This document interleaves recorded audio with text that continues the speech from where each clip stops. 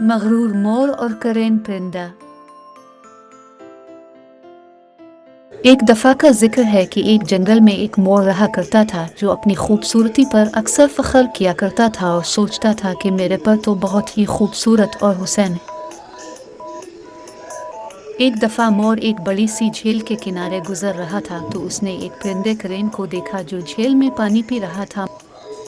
مور نے اس پرندے کو دیکھ کر کہا کہ تم کیسے پرندے ہو، تمہارا تو کوئی رنگ ہی نہیں ہے، بھلا کہاں تم اور کہاں میں، دیکھو میرے پر کتنے خوبصورت رنگوں سے بھرے ہیں جبکہ تمہارے پاس تو کوئی رنگ ہی نہیں۔